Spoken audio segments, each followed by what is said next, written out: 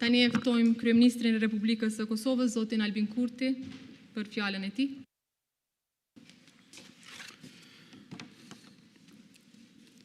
Shkëlqësia juaj, zonja Vjosa Osmani Sadriu, Presidenti i Republikës Kosovës, shkëlqësia juaj, zotri Beram Begaj, Presidenti i Republikës Shqipërisë, e nderuar kryetare e Kuvendit të Republikës Kosovës, zonja Albulena Agjiu, i nderuar Basarifat, të nderuar deputet të Kuvendit të Republikës Legjislaturës së 10, zëvendës kryeministër dhe ministrat të qeverisë, të nderuar ambasador dhe miq të tjerë ndërkombëtar, të nderuara familje të dëshmorëve, invalid dhe veteran të UÇK-s, drejtues e përfaqësues të institucioneve të shtetit, klerik fetar, të dashur qytetarë të Republikës, të nderuar të pranishëm, zonja dhe zotëri, 18 vjet më parë, data e sotme ju shtua kalendarit tonë kombëtar.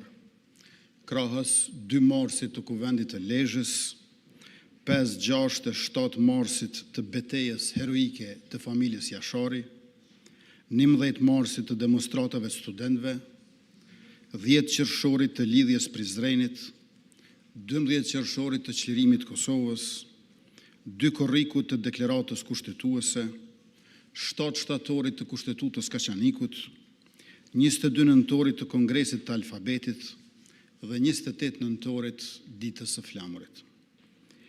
Kjo sepse me 17 shkurt, me shpalljen e pavarësisë Republikës sonë, u arrit një shkallë tjetër e lartë në përfaqësimin tonë në Ballkan dhe në Evropë.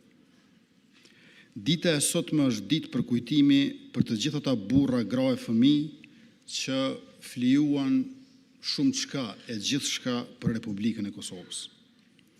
Aktivistët e luftëtarët që u përpoqën për jetësimin e Republikës, së paku që nga viti 1968 e këtej, ndoshta nuk kanë pasur të gjithë të njëjtin përftyrim e vizion se si do të ishte Republika, por ata kishin të njëjtën dëshirë për liri.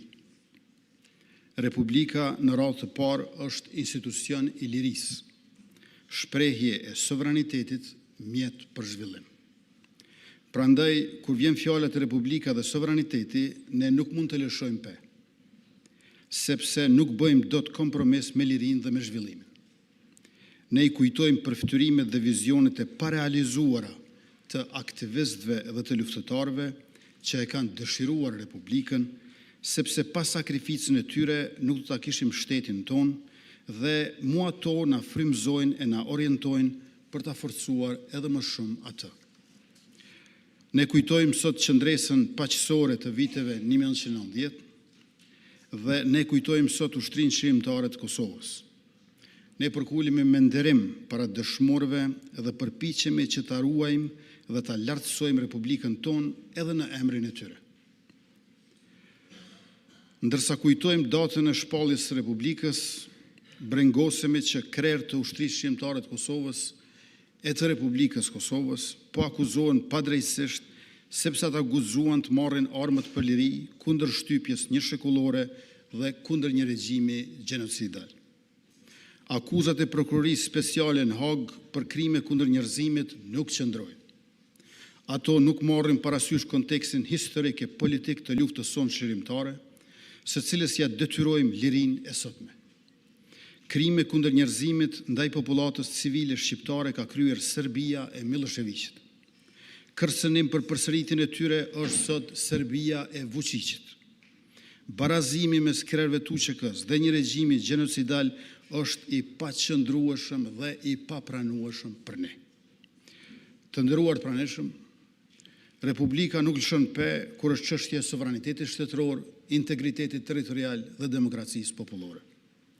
Demokracia është edhe burim, edhe shprehje e sovranitetit Kosovës, ku përveç shqiptarëve, kushtetuta jonë njeh serbët, turqit, bosnjakët, romët, ashkalit, egjiptianët, goranët.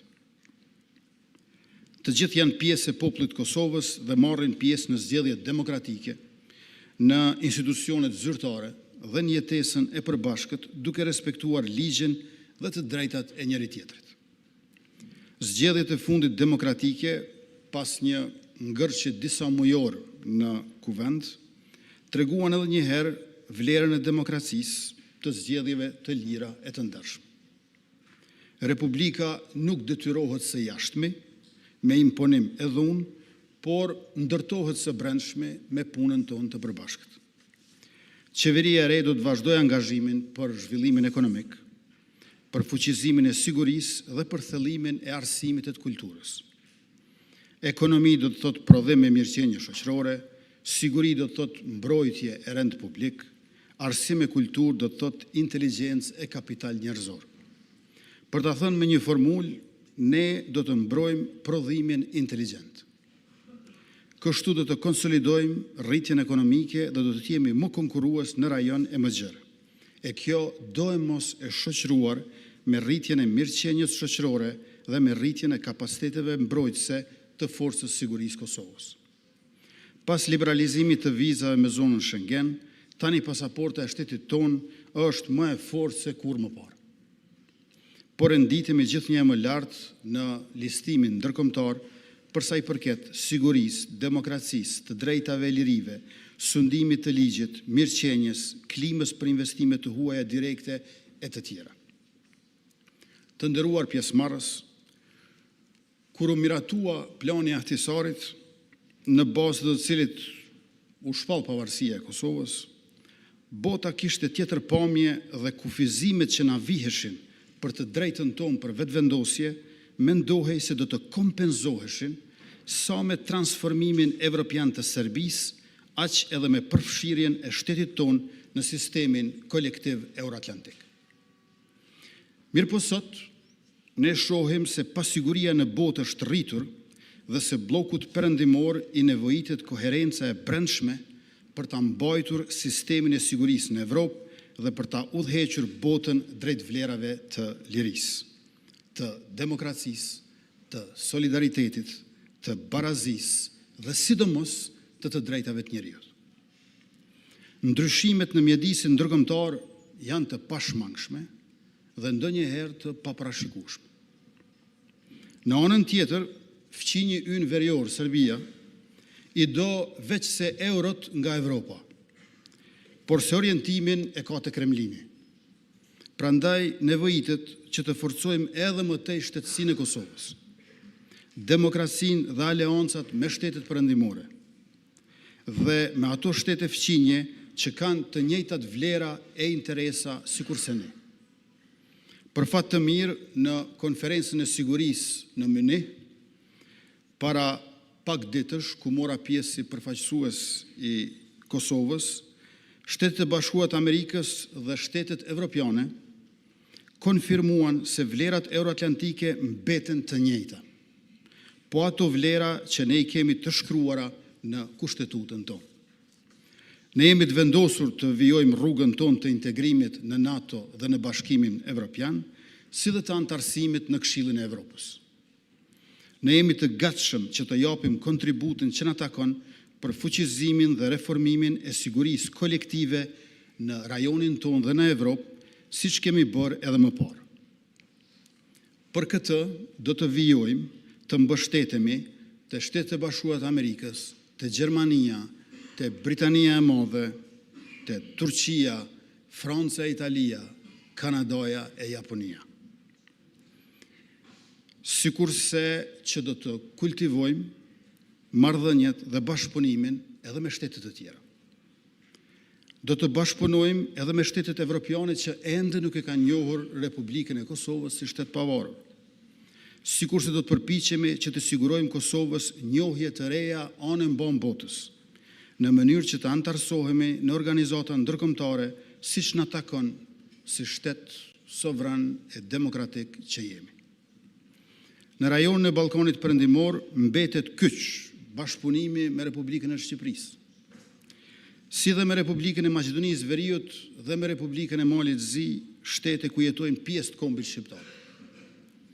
Aleanca e mbrojtjes me Shqipërinë dhe Kroacinë është një element më shumë në sigurinë dhe paqen rajonale, demokratike, përballë faktorëve destabilizues.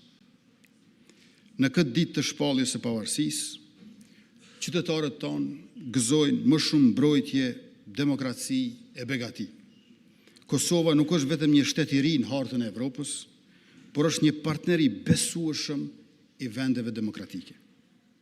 Rruga jonë mbetet e njëjtë, sepse atë e kanë përcaktuar historia e kombit shqiptar, historia e afërt e lëvizjeve paqësore, lufta çlirimtare, proceset demokratizuese në Evropë dhe vullneti i popullit të Kosovës për liri e mirëqenie. Sakrifica e njerëzve tonë për liri ka qenë e përkryer. Puna jonë për Republikën duhet të jetë po aq e përkryer. Ju faleminderit.